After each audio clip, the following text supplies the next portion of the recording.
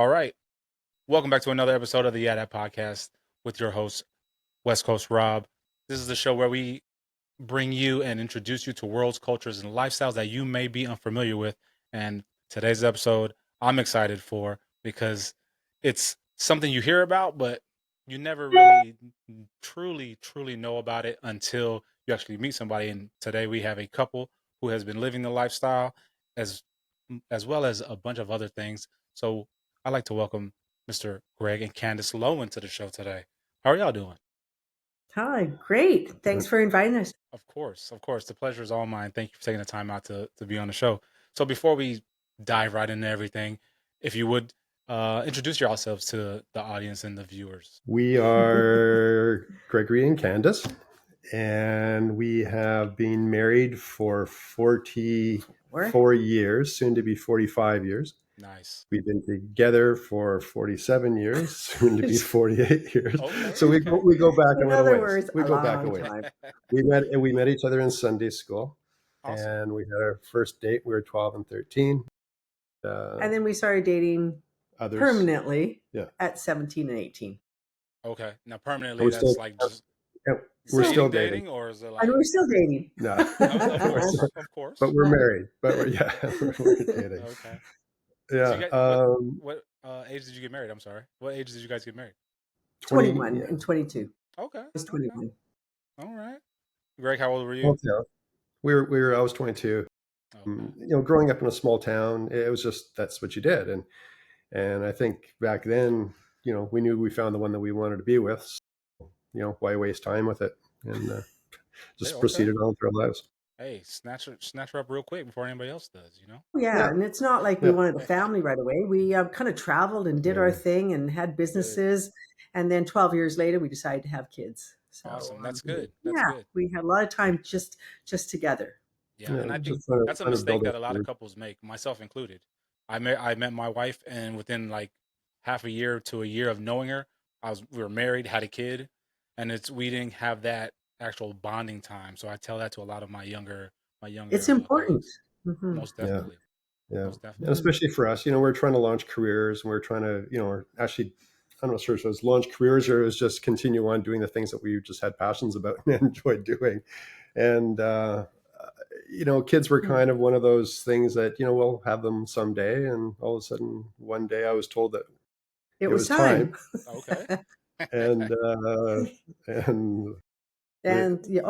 was one of those things. I had a dream, and I said, "Oh my gosh, Gregory, we're going to have a child soon. Yeah. So next year, this time, I'm getting pregnant on this day." And literally, exactly a year later, on that day, I got pregnant. No way.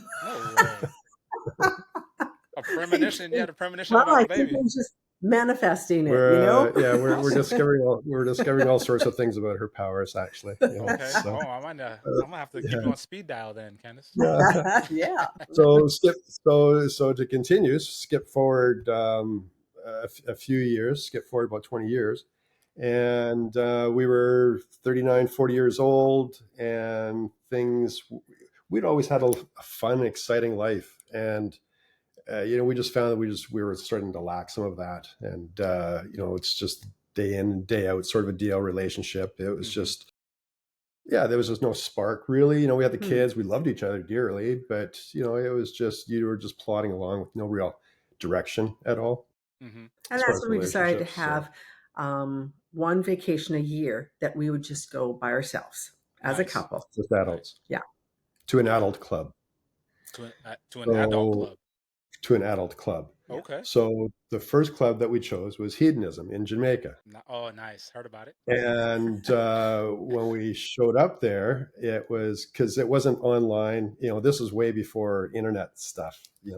So we had to go to a mall travel agency and sat with this girl and tried to tell her what it was all about for us to get booked tickets down there. Okay. Turns out when we showed up, it was this lifestyles organization function. Mm-hmm. And these are hardcore swingers that have come from across the globe. And the first entry into the pool and seeing what was going on, right in front of our eyes and on top of the bar and everywhere, it was a little bit of a shock. We didn't freak out or anything, but we kind of looked at each other and was like, let's try something a little bit quieter to start with. Yeah. So we found a quieter pool that we would just kind of laze around. Of course, we're all naked because it's clothing optional. And we were used to that. Our previous adult trips that we had gone on to, and even our local beaches here are clothing optional. So, it wasn't something new to us. It was just something we wanted to go to be, without the kids, and just something for us, right. For us to do something. Oh, that kind of threw us into the deep end of the pool, literally and figuratively. But one of the things that it did do on that very first day, and we were very blessed that we met a couple that were open, they were sincere, they were attractive, and they wanted to share, and they wanted to explain this whole lifestyle thing that was going on. And they became our mentors. They became our mentors. And it was really important for that week that we had some guidelines, because otherwise you get thrown in there, and who knows what would happen coming home. Exactly. Not understanding each other. And talk about integration. Trying to get yourself together after a week like that. So hedonism, I've heard about hedonism growing up. So when you guys got there, you weren't overwhelmed by what you saw. It was just kind of like, okay, here we are. Well, yes, we were. Okay. But you'd sit along the edge of the pool, and all the ladies would sit along the edge, and all the men are bobbing their heads in the water, and they're coming up to you and kind of rubbing your leg and going, "Can I kiss your pussy?" And you kind of go, "Okay, all right." Yeah. And that's why all the women are all sitting along the edges with their legs spread, and there's all these men in between the legs, and them all. Yes. Yeah. For some people that would be shocking, just to sort of explore it. It didn't affect us. Like, there was no jealousy, or there was no, what are you looking at? Or there was none of that. It was like, oh, good, this is fun. Oh, nice. Okay. Yeah. I mean, I got to back up a little bit. We had already started to do a little bit of play with friends. Previous to that, because everything always starts in the hot tub. with a little bit of social lubricant, and next thing you know, it's like, hey, this is fun. And then waking up the next day going, what just happened? And I was like, I don't know, but it was fun, and so that's when we started to explore it. Okay. And so we've been open for 25 years, 26 years, whatever it is now. So who came up, or whose idea was it to try that endeavor of opening up your relationship or even swinging? You say the first time was with your friends in the hot tub. Did you guys come to an agreement like one night? It's like, oh, you want to try this? No. Or what? It just kind of happened organically. Very organically. And I think we both kind of realized that it was just getting stale, and we just needed to have a little bit more spice in our life. We were both feeling it. We've never been jealous people. Like, we've never had those issues between us. It's taken us until just recently to understand that it's truly compersion. So, how much joy I get from seeing Kandace have joy and pleasure. But we didn't know that previously. There was no description for it. There was no, we just didn't know about it. So for us, it was a new word. It was a new word, but back then it was just something that for us flowed, and that's probably the best way of summarizing our entire life is flow. It's just a flow state from, just allowing things to happen, live in the present, live, what's happening right now. I know I can't control anything in the future, and I can't change anything in the past. So, I just enjoy myself. Definitely.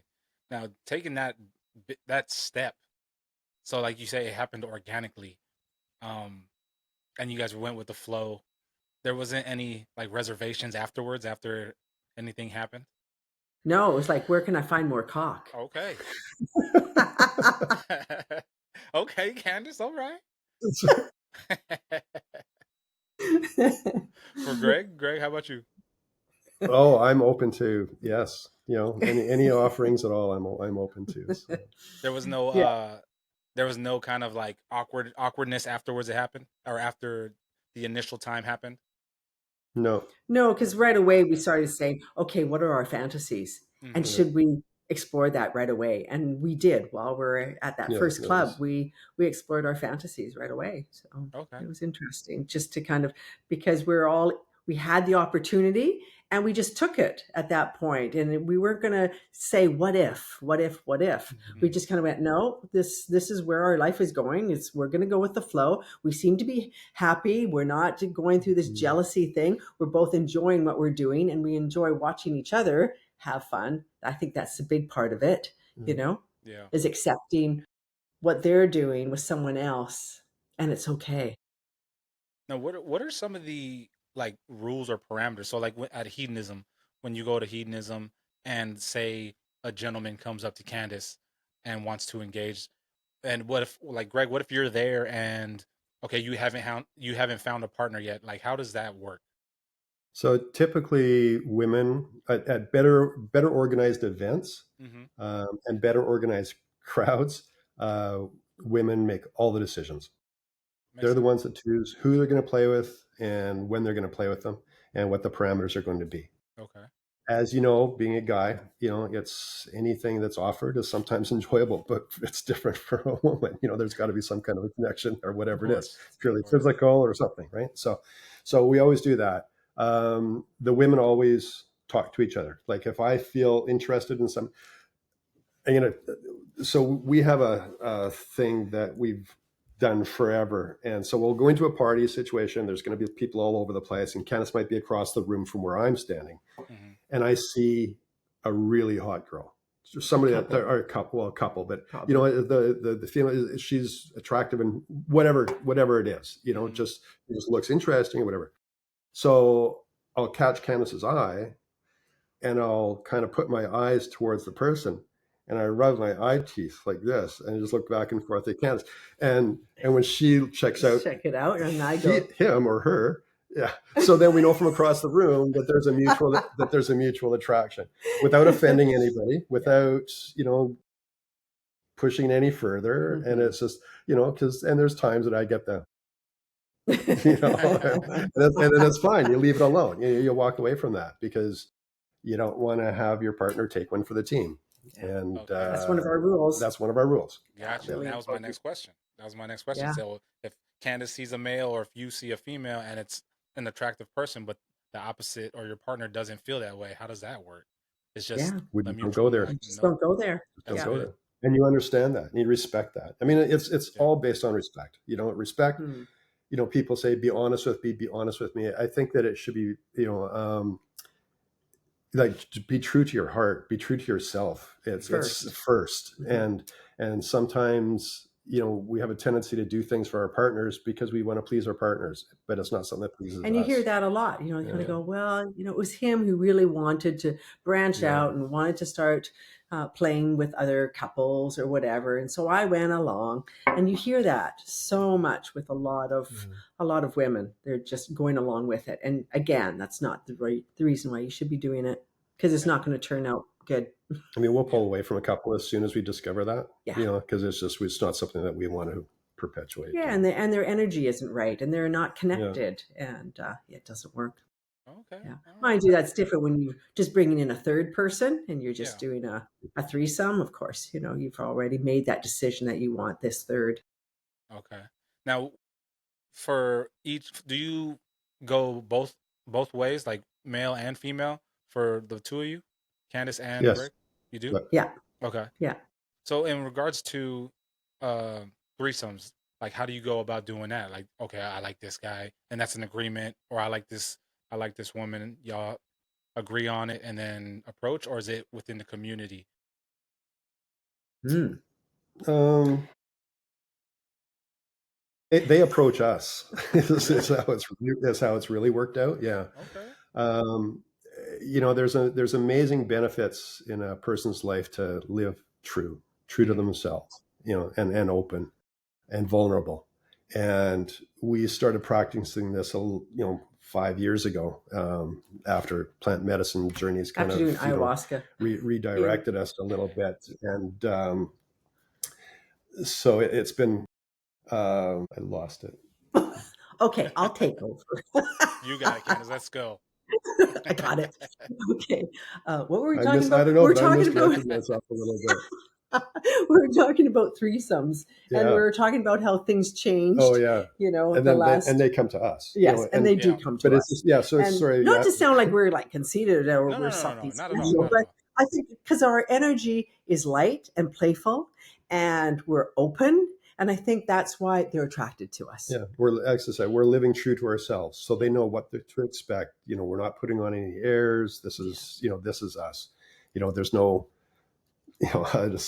some kind of deviant, attraction or deviant ways that we're trying to pull people in. It's just, and it's natural. just open-hearted, just being open-hearted. And that's what a lot of people need.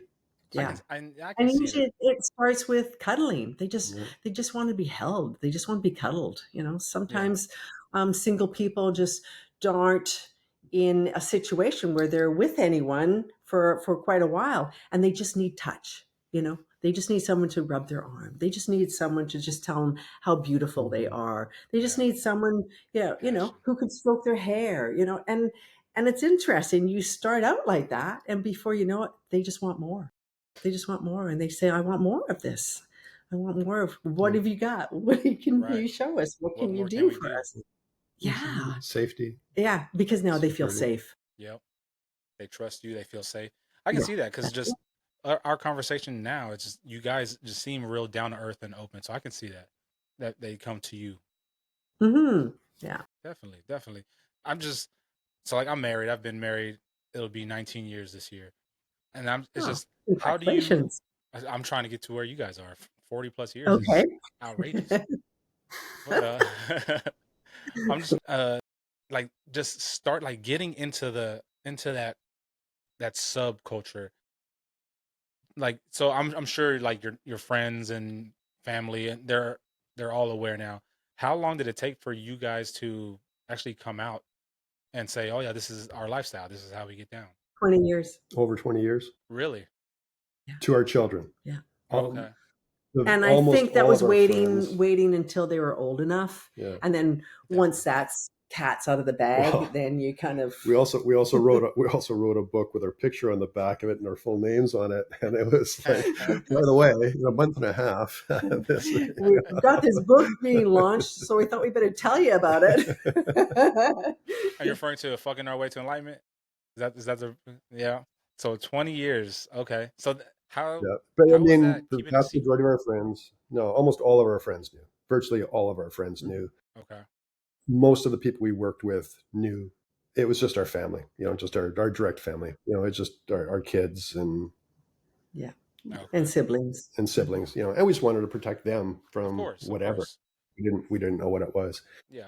And then it was interesting after we wrote the book how we started to watch people that have surrounded us or been around us. Some of them pull back all of a sudden, that they don't want to have that association with you, just because of who we are. So if it's publicly known that we are, swingers, then it's going to immediately make them, oh, well, you hang out with those guys all the time, so you must be. Yeah, exactly. So guilt by association. I was just going to say that. Yeah. And that's okay too, because maybe those people aren't supposed to be in your life. Yeah. Or maybe you just need some distance from those family members, because at some point you're going to have to be true to yourself. Right. And to be true to yourself, it may hurt some people along the way, unfortunately. And it has done a bit of that with us. But you know what? Just stand true. You just stand true to who you are. You don't have to blatantly put it in their face all the time. But you know what? You're not going to change your ways just for a few people. Right. They weren't meant to be. That's exactly it. Yeah.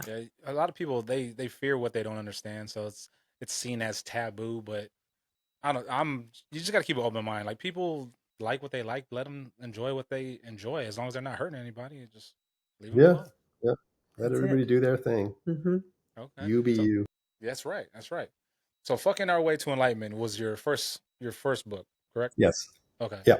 How long after you guys started with your open relationship did it take to write the book? All right, let's write a book. Let's enlighten people. Like, what made you want to do that? So we Kandace kind of mentioned our exploration with plant medicines. Yes. Yeah, we'll get into that too. And so that led us to a lot more COVID hit. And all of a sudden, everybody's locked down. And so we just spent every day, every other day, hour and a half, just experimenting just with ourselves, cuddling, breathing, just, trying to understand all of this new experience that we had just had, that we just, did ayahuasca and mushrooms and, all of these things DMT and DMT. And so, we were going through the thought process of that and the development of a style for the both of us that worked really, really well for us. It led into energetic orgasms. That led into more tantric sort of a thing. It led into the Karetza method, which we call it a neo-Karetza method. It's slow sex, slow sex. And how that works for people as they age, as they're getting older, because it can replace penetration. And this sort of newfound knowledge and a bunch of single women that were lonely started to develop into something that we started sharing with them. They'd come over for afternoon tea and they wouldn't leave until 2 a.m. Slow tea. That was very slow tea. So that, it was interesting to us. So we started doing more and more research on it, talking to more people, doing more experimentation. And then the following January, some friends have got this mansion and they do talks, they do workshops and things on it. So a girlfriend of ours knew about it and suggested that we do a workshop on Swingers 101. Okay. So we said, sure. So we did this thing. And so we started sitting down, writing all these notes, all our little stories and all the little quirky things that happened. And then we went, oh, well, let's, make this a little bit more elaborate. And before you know it, by the time we did our little workshop, everyone says, oh my God, you have so much information. So many stories. You need to write a book.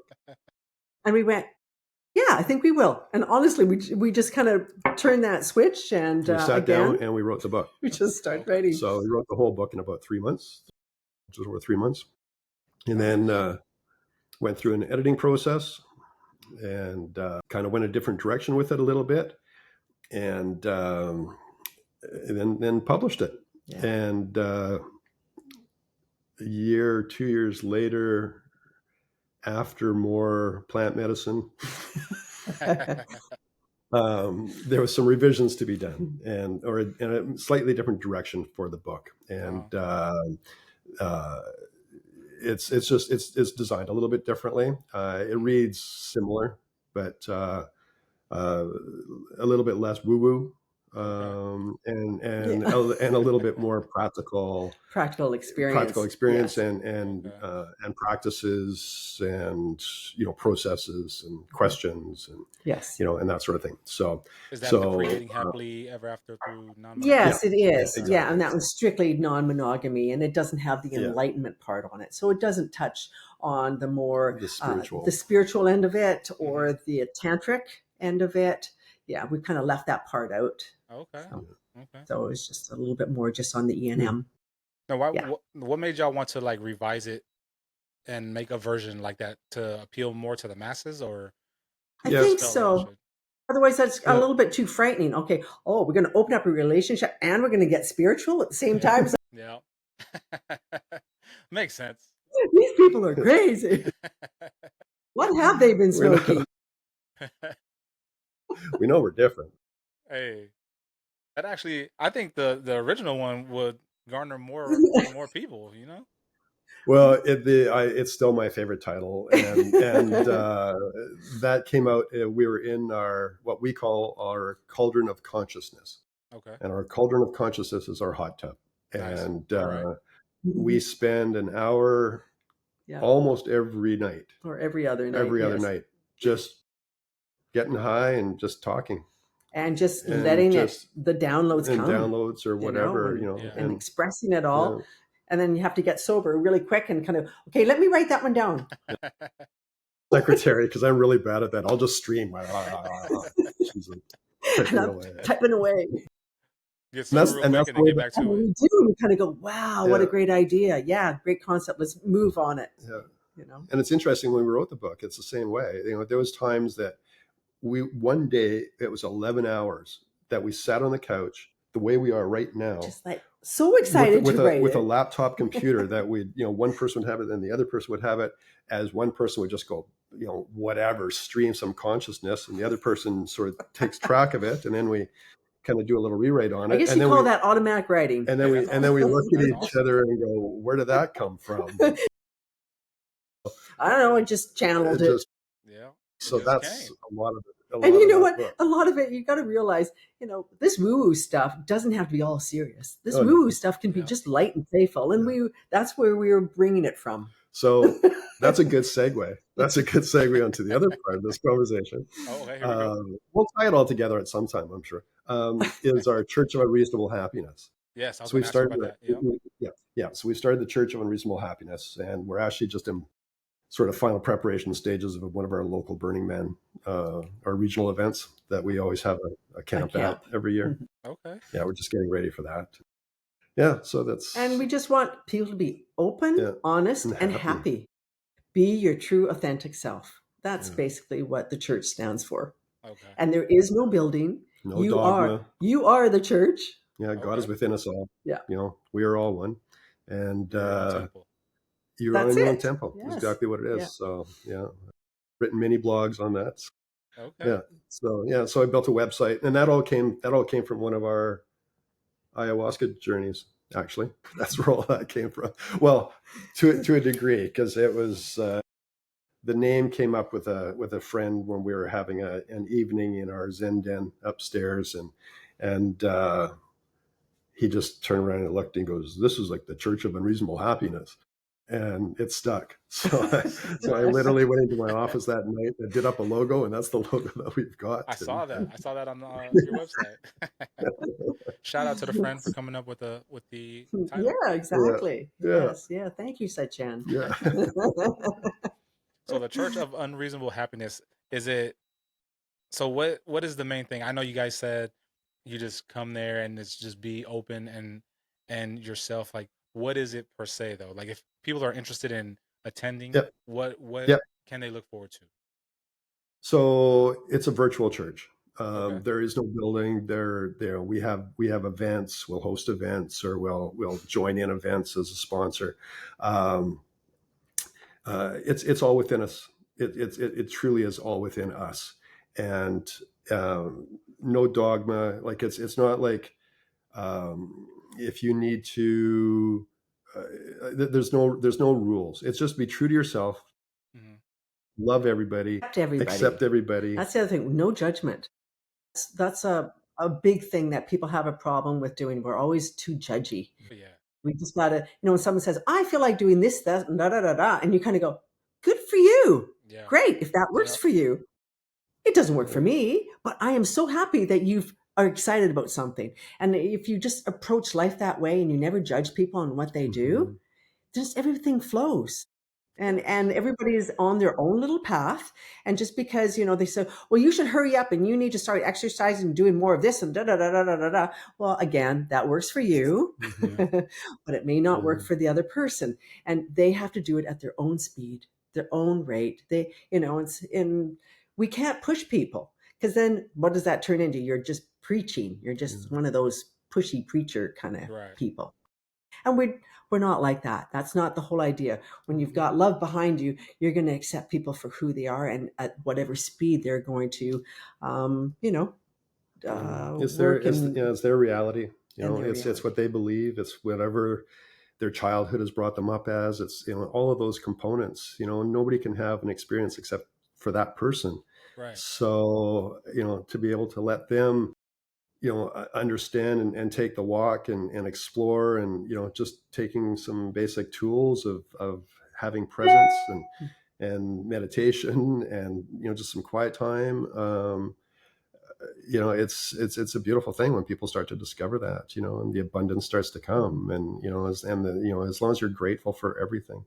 the happiness part of it came as a how I described it is like every single day you're making decisions, like every day, throughout the whole day, you're making little decisions, little micro decisions. So you might want to put yourself as something that would, something that would make you happy, or something you want to do. Maybe it's a job that you want, maybe it's something you want to buy, whatever it happens to be. You can put that in your thought. Just put it in your thought. You don't fixate it on it. Once it's in your thought, it's in your thoughts. Let it go. Let it fly away. But then from then on, every one of these happy decisions that you make, or decisions that you make during the day, choose the happier one. Choose the one that's going to bring you more joy. Choose the one that's going to take you more towards, part of your passion. And sometimes those decisions, there's two shitty decisions. There's not two good decisions. Right. But one of them's got to be a little bit better. And it's got to teach you something about that next sort of step. And if you start to lead that path, that are always leaning towards something that brings you joy, that abundance comes, the rewards come, and you all of a sudden one day you wake up and you go, I'm pretty happy, and no matter what, even if something crappy happens, and as things always do, if you have to approach it in a way of, okay, what am I supposed to learn from that? Why did that happen? Okay, Right. I'm going to just kind of close and kind of go inward just for a second and just kind of think, why did that happen? Why was I supposed to experience that? It was supposed to teach me patience. Oh, right. Or it was supposed just to have that pause. Yeah. And it's amazing just by allowing your own senses to take over instead of your mind. It's like your spiny sense, or your intuition, your heart, whatever's coming from your gut. Those places. There's other places other than this where it's coming from, and allowing that to be open. And then you kind of go, oh, okay, that's why I'm supposed to experience that. I'm supposed to understand, have sympathy for this person. I'm supposed to, give them a little bit more attention, or maybe I'm supposed to give them a little bit more space, because all of a sudden they're really nasty, or they're texting you some stupidness. And then, oh, it's time just to back off. They're feeling something that I'm not feeling, and I'm just going to give them some space instead of engaging into all that drama and going, well, what about this? And what about this? I'm sorry, I didn't mean to say that. Right? We all do that, or have at some point, and you just kind of learn to let that go, and you kind of go, no, I don't go with the drama. I'm just going to have my life, which is happy, and I'm going to stay on that vibration. Nice. And people will either feel it or they won't feel it. They'll either gravitate toward it, or it'll scare the shit out of them. And it does. For some people, it scares them. They kind of go, you're not on the same vibration as me. And you go, that's okay. Yeah, it's okay. You do you. Yeah. Sounds great. That sounds like something I would like to attend. I would like to attend, because that's kind of like my motive nowadays. Like, I try to look at the most positive thing out of every outcome. I'm not trying to have any negativity, any bad energy, any drama. So I'm trying to instill that into like my wife and my daughters as well. It's like there's no time to just sit and dwell and just soak up this negative energy for what. There's plenty of stuff we can be doing, or just seek better, more happiness stuff. So that just sounds like something I'd be interested in there. Yes. Yeah. Yeah. No, take a look. We've got a website, the Church of Unreasonable Happiness.com. And it's got all of the stuff on there. It's got some really good articles that he's written, that he's just had a download, and he's just kind of just regurgitated it on the paper, and it just it's wonderful. Okay. Letting it flow. Yeah. Awesome. Now, when I was reading y'all's bio, just to change lanes real quick, I was reading your bio. I seen you guys mentioned something about being in the film industry, like in regards to like the actual like adult film, or like film industry, like no, like mainstream television, feature film. Yeah. Nice. So the both of you were? Yes. Yep. Yeah. I was a hair designer. So I would take care of all the hairstyles of all the actors that I worked with. Yeah, and I did a lot of the X-Men. I did Fantastic Four. I did a few series. I also worked on X-Files when he had worked on X-Files too. We'd both done that. Okay. That's awesome. Yeah, and it was art direction and production design for me. So it was, right in the arts world. And of course, being in that kind of an industry, being open was actually was very helpful actually for me. I found that I would get the jobs that were male heavy on actors and really heavy. So I mean, I would saw some pretty crazy stuff with some crazy actors coming in, to the trailer, being naked, maybe jacking off, all sorts of stuff. But they knew that I could handle it because they kind of went, "You're from that world, Kandace. I think you'll be able to handle it." I went, "Yeah, I can handle it. It's no big deal." Didn't make it right. Didn't make it right. Yeah. And there was no Me Too movement back then. You just sucked it up, or you just told your producer, "You're not going to believe what I just did today," and I had to calm this guy down, and or whatever. We used to say the film industry that harass is still 2 words. Hey, it is though. Yeah. So the triangle of trust to healthy threesomes. Yeah, that one. Yeah, the little mini book. Yeah, I see that. So expound on that a little bit. Expound on that, if you don't mind. Yeah. Well, the number one fantasy for couples or for a lot of singles is having a threesome. It's just one of those fantasies for whatever reason. And out of all the people that we've talked to, there's very, very, very few of them that have ever worked out really well. They've always been kind of okay, or one person might have enjoyed themselves immensely, or maybe 2 of them did, but the third one didn't. So there's all these stories that are written up within it, and because it's a dangerous world, it really is, unless there's some preparation going into it, and that preparation is communication, and expressing what your fears are, what are your desires, what do you expect to get out of this, and to have those conversations with your partner ahead of time, and not just your partner, but the third in a lot of cases too. There's the threesomes can manifest themselves so many different ways. They can be that hookup that you end up having in the back of a bar, or they could be something much more methodical. They could be something that's been arranged, that been advertised. There's all sorts of ways it can happen. Good friends, that's typically a start for it.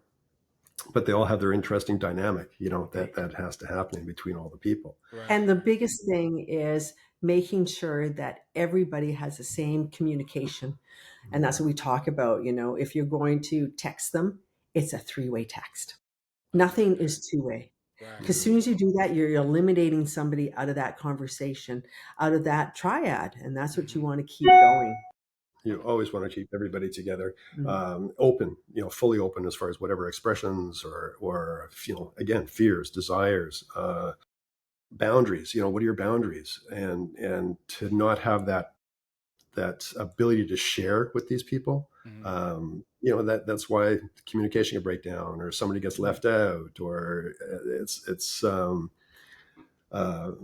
we've got a few stories of situations where, one of us has felt that exact thing, when the partner has pulled away, and it's interesting because it's not been with,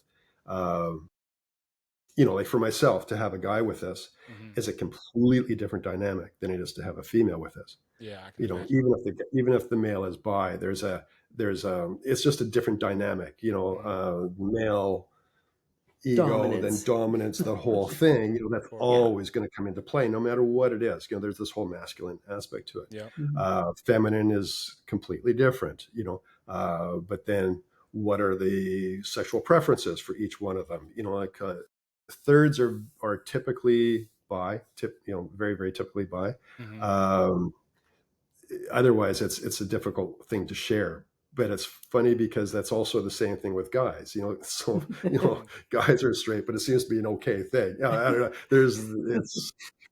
That's why you need to talk about each one of these situations is going to be different, but knowing that going in is the first part of it, just being aware of it, and paying attention to your primary partner is the biggest thing. Yeah, exactly. Looking after each other. Yeah. And so when you have that third and two of you are engaging, what are you doing with your other hand? Well, it's going to be over on their lap, or you're stroking their hair while you might be kissing the other, so that you're always having that three-way. Even eye contact, always, just to be there. looking over with eye contact Mhm. at the person can be Yeah. so arousing and so beautiful and such a connection, if you allow that to be. And the synergy is just, fantastic that way. But it has to be there. One person, we always say one is the loneliest number, because Yeah. it's one of those things you just feel left out completely. And with anything sexual, you can really start to get involved. I mean, presence has been something that we have really concentrated on for ourselves within our lives, just daily presence, just to be aware and being here and understanding. And you can really see that in the sexual relationships, especially with people that aren't familiar with it too much, or they haven't had too many experiences. They go head first and they just like they fixate, and that's it, and that's all they want, and they have no idea what's around them, or so those are things that we try to bring to people's awareness, just That's before they right. So go you don't in. get fixated on just the two of you, and Right. you know what I mean. It's Yeah. not becoming a nice flow between the three of you anymore. Definitely. So, and that's why it's good to have people that do read this to understand it, Yeah. and before they go into a three-way, because all of a sudden they kind of go, "Oh, well, I can tell that you're kissing differently with them than you do with me. Oh, yeah, I've never seen you use that position before. How come you don't do it with me?" And then all of a Right. sudden you get that jealousy and that, Yeah. that insecurity happening with the other person, because again, you're not sharing it properly, that three-way. Wow. It's not even. Wow. And to express yourself, hey, I'd like some of that. Yeah. Yeah. This is just to say your desires. We when we do have play time, that is one of the things that we always throw out at the beginning is that, so what are your boundaries, fears, and desires tonight? And, the boundaries can roll off somebody's tongue quite easily. The fears, especially for some females, for There might male be some dominance, past like, trauma or something. to be on top of them, or to be whatever, that's a fear for them. Desires, no. It's Try to get amazing. desire. Oh, I don't know. Anything, I guess. I mean, that's what it is. And then we kind of go, so we'll just go with the flow, and then if it doesn't feel right, you'll just say no. They went, yeah, okay. That seems like that'd be like the Because a lot of people majority of the don't time. know. They don't know what they don't know. Yeah. Right. That's a lot of it. Wow. And a lot of times crazy. it's and giving the person permission to say no. Like it's not just a, we always say about it's got to be a resounding yes. Right. Otherwise it's a no. But to allow that for a person to actually say that and understand that they can express those things freely without judgment, without saying, oh well, and get all pouty and go, well, I thought you were coming over to do da da da da da da. Yeah. And they kind of, you don't want to put your partners in any kind of situation that you make them feel bad, because they shouldn't feel bad. This is supposed to be all loving. This is all supposed to be playful. This is all supposed to be just for our enjoyment. So let's not add any drama. Right. Exactly. You kill the vibe. Yeah, you kill the vibe. Yeah. What y'all, the way Harshen y'all my toke, man. You're harshing my toke. The way you guys described it made it seem like so it's not like just a one-time thing. Like for example, if you have a third, the way you described it made it, to me, it made it seem like it's not just, okay, this is how it's going to go down right now. It makes it seem like it's more so of like a partnership amongst like you two plus the third over like a series of times, like kind of not like a relationship, but it's not just in the instance is what I'm trying to say. The way you guys describe that, is that the case, or is it just, okay, this is how it's going to go down, this is a connection we're going to build right now, and then once we're done, that's it? That's interesting. Can I take this one? Fire away. Okay. They come over, they may have some expectations, but we now know, because we know better, us too, we don't have any expectations. Okay. And if you go in there with none, you have a way better time because you kind of go, oh, I thought this would end up that we would, have, whatever. I thought we'd bring out all our toys and I'd be able to wear some, cool outfit and blah, blah, blah. And it wasn't like that at all. You know what I mean? Right. And then you'd be disappointed. Well, this way, if we just kind of go in, we go, okay, whatever this third wants, we're just going to kind of go with the flow and we'll just be encouraging in whatever direction it is. And I find it works way better. We like to gang up on them. But in a playful way. In a playful way, just make sure that they're happy. Yeah, that's funny. That's funny. Yeah. And stop for snacks now. Oh, yeah, we got to stop for snacks. You can't just go all night. You got to stop for snacks, refreshment. And then you make those snacks fun and sexy. And, you've got your fruit and you tell them to close their eyes and you're doing fruit play and getting them just to lick it, but you can't bite it. And, just all these kind of things. Or you're going to smear chocolate all over your breasts and you kind of go, okay, now you can lick this off. Just make everything playful. All right. Now, Greg, do you use or either one of you, do you use any enhancements, or are you just good to go? Do you take Viagra's or Cialis? I've weeks that we go away, like when we would go away for a 1 week lifestyle cruise. I may have anywhere 5 to 15 partners during that week, so it can be taxing on you. so on those trips, I'm a Cialis guy. I think I've tried Viagra once or twice and they give me a headache, but Cialis has always worked well for me. That's the only time I've taken them. I don't know if I've even taken one this year, but it's usually when there's going to be a party. Depends on what sort of, medicines that we're going to be taking, because some work better than others with functionality. Okay. But no, other than that, we're vegetarians, vegans. We don't drink alcohol. We love to smoke pot. We love smoking pot. We do Kundalini yoga regularly. And we do mushrooms now and then. At a party, we'll take mushrooms. So we kind of enjoy it all. Okay, shoot. Next time I'm in Vancouver, I'm gonna give you all a call now. Yeah, give us a shot. You like that? We have a suite downstairs. Yeah. All right. So now let's discuss plant medicine and the energy orgasms.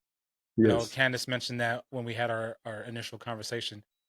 Can you expound on that? Energy orgasms. It's just something that's been sitting on my mind ever since you mentioned that. What is an energy orgasm? Well, I would say it's like a mindgasm. Mindgasm. Well, for us, not research. Well, I guess it was research. It was practice. We were trying to figure out what the hell was going on with us. Again, so that was after all these plant medicines. So your heart is open, your mind is open. What we were reading about, what we were listening to, it was all very much energies, and we are one. So when we started to do some of these ancient tantric practices, like reciprocal breathing and just connection, we all of a sudden started to feel these little energetic things happening to our body. Like all of a sudden we have a full body, just a full jolt. And we started to be able to control those as we were going through.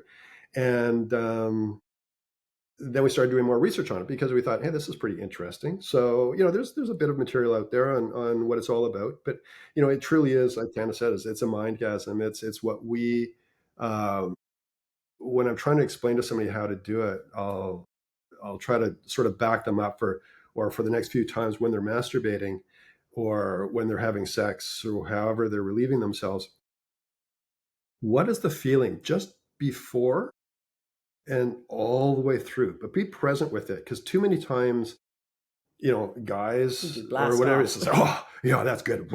And then roll over or whatever, it's just, ripped off a good one today. It was like, but where was the enjoyment other than this very short dopamine blast that you get from just naturally, but other than that, there's been no fulfillment. There hasn't been anything else to your system. It's just been a waste.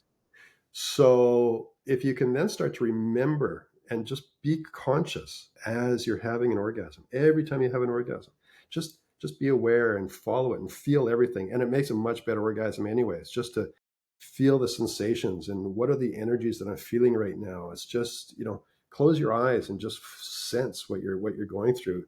So once you do that a few times, your body starts to remember those feelings, and you can start to bring yourself back to that with little or no stimulation.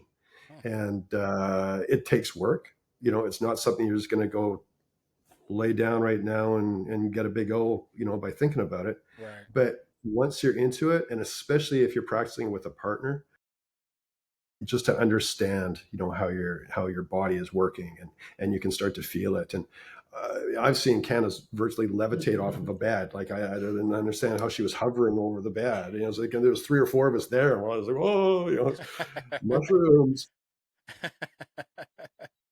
And for myself, they can go for a couple of minutes afterwards. And quite often, I used to tell my lovers, I said, "Don't worry, I'm not having a seizure.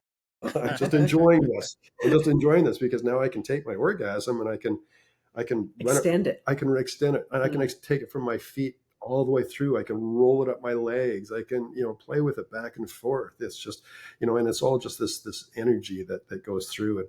And I say that my fascia is like mycelium, because it connects our whole body together. But I visualize, and that my reality, this is, to other people it might be completely crazy, but this is my reality. And I can visualize what this power is going through my body up and down, and I can roll all the way through it. And it's just an amazing sensation. And we're just built of energy. We all are energy. So why can we not control that energy and actually be able to move it? Awesome. And if you believe it, you believe it. If you don't, no, it's not for you. Whatever. You never will. Unless your mind is open to it and allow yourself to try things. It's just. But we always find that the best way to start the activation of an energy orgasm is by touch. Yeah. So that means, for instance, you've got your arm, and you're just touching the other person, just and very light, just fingernail tight. Almost like a ticklish thing going on. And different people have different erogenous zones, whether it's it's usually inside of a joint or things, and just because you're placing your energy, you're transferring things, through your fingers, and you're feeling that person. You can feel every aspect of it, and this is where it gets into the slow sex part of it, because it's just, and we if there's a couple of women with this, like I'll start from their feet for both of them and just slowly massage and work all the way up. And, you don't even you just put your hand on their vulva, it's just in the pressure that's there and the warmth, and you can feel it get hot. Like it's just, it's so slow sex. Yeah. It's changing of energies. Yeah. Okay. Yes. Yeah. So, cause you guys are discussing it, and I'm just like thinking of my own. And like my wife she likes that when I do that to her like her back with the slow tickling touch. She loves it. So when it comes to the slow sex, the slow sex is just like the soft touching. Would you say like foreplay-ish, or is that something else? It's you can look at it as everything but penetration, or there can be penetration. The trick is to take orgasm off the table. Okay. So just take orgasm off the table. I am not going to ejaculate tonight. I am not going to squirt. I'm not going to do whatever.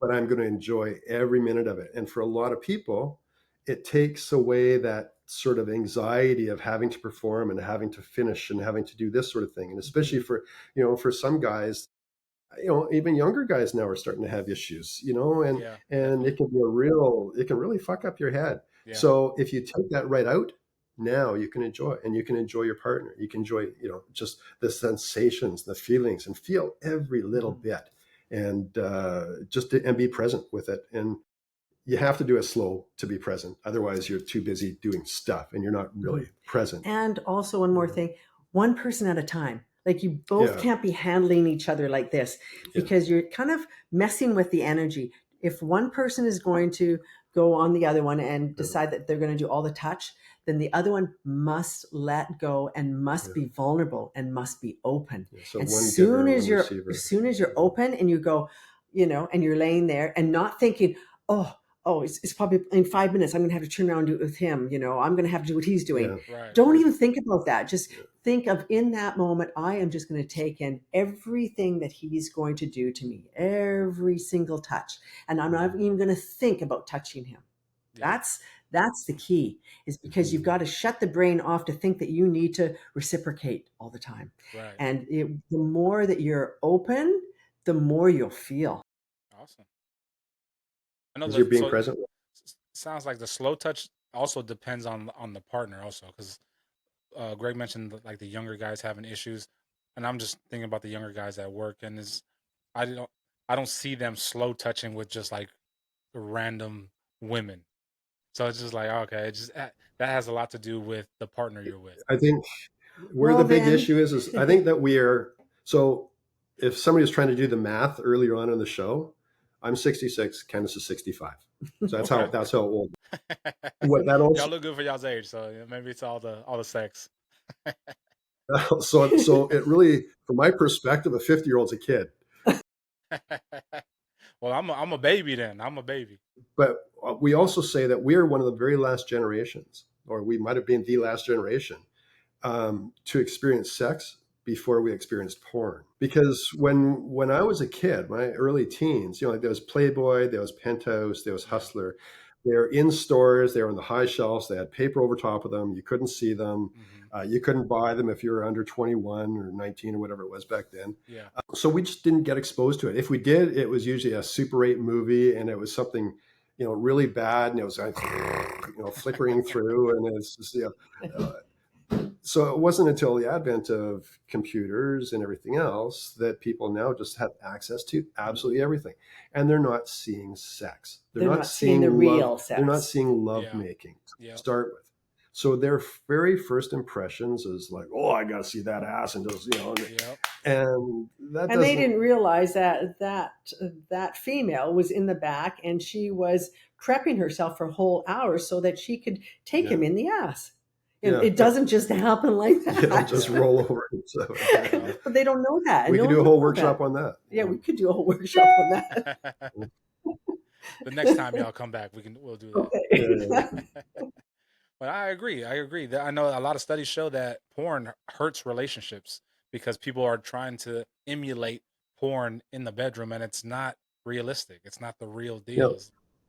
And most people aren't vulnerable enough to either say that, I don't like it, because they don't want to, hurt their partner. Their partner doesn't know they're doing it wrong because they've only seen these videos and things. And, they might know how they like it when they're by themselves, but they're afraid to say, can you touch me like this? I want you to touch it here. Can you put your finger here? Or, just to give a bit of guidance. And, for myself, every woman is built different. Every woman is built different.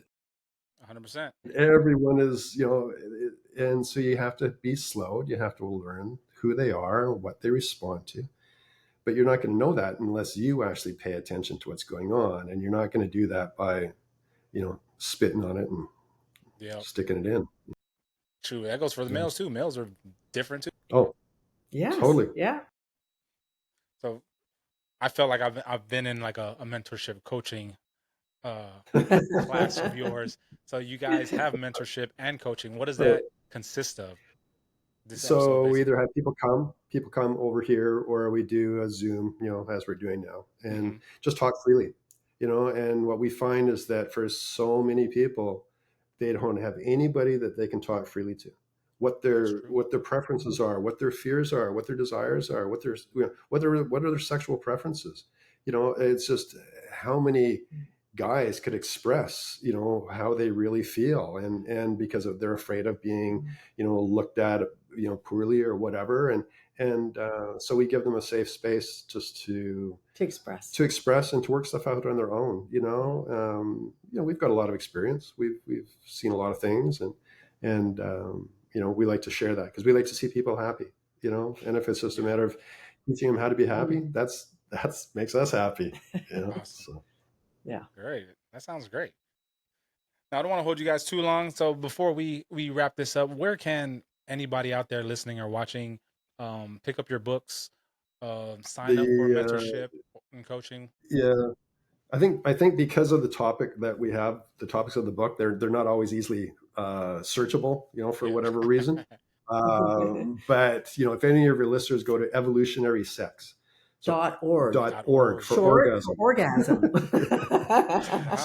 Clever. Yeah. Clever.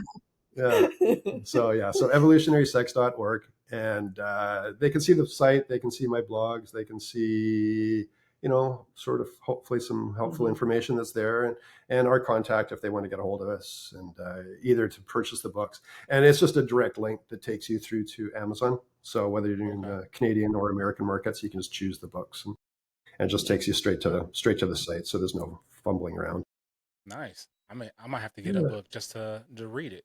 It's an interesting read. It seems and we made 2 of them audible with our voices. and we made 2 of them audible with our voices. Yeah.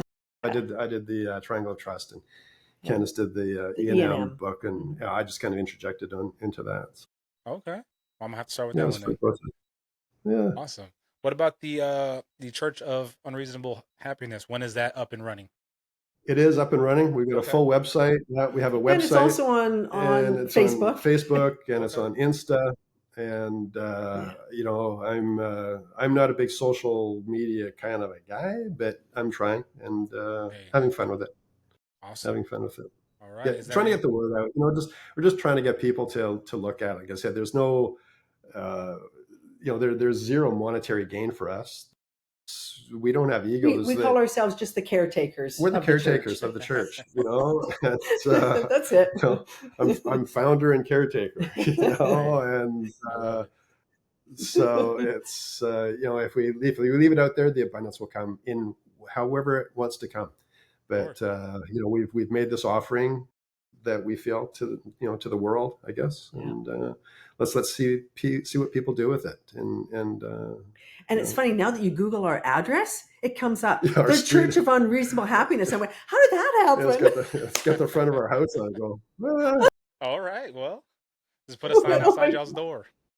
Well, we have a VRBO in our house. So every time they come in, they kind of went, is this a church that we're going to stay at? Yeah. So I had somebody call me and go, what is this? This is what it's. And then you kind of explain it a little bit, and they still think you're a cult. Of course. Anyway. Well, Greg and Kandace, I appreciate you guys for taking the time out. And thank you, Charles. I've had a blast, and I gotta get you guys back on here. So did we. Had a really good time because we haven't had any pants on or anything. That's right. Naked from the waist down. We're naked from the waist. No, you're not. No, you. We did that on purpose. Yeah, yes, we are. Okay, everyone, ready? Got to get up and get just a little bit of cheek. See? Well, that is. Hey, shout out to Greg and Kandace. Oh my gosh. Awesome. Awesome. Well, thank y'all for tuning in. And we're definitely going to have Greg and Kandace back. I appreciate y'all so much for taking the time out, Greg and Kandace.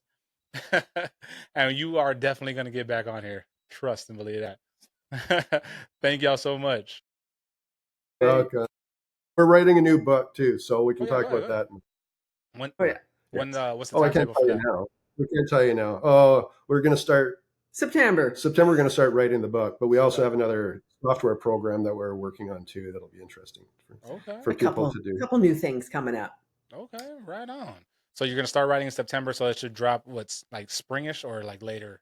Oh no, end of the year before Christmas. Oh yeah, we're pretty quick. Right. Yeah. When we let it flow, we let it flow. Yeah. Should we let him in on? Tell him what it is. Tell him what the name of the book will be. No. Yeah. See, I didn't want to ask that. Yeah. It'll be the Church of Unreasonable Happiness. No, it's going to be about the Church of Unreasonable Happiness. How to be happy. Yeah, how to be happy. Okay. How to be happy. Yeah, a lot of people need to pick that book up. Yes. Awesome. Well, I'll be on the lookout for that. Now I will surely plug that whenever. If you put it on social, I'm gonna plug it for you. All right, good man. Thanks. You're the best. Okay. Thank you guys. Thank you. Have a good rest of your day. You too.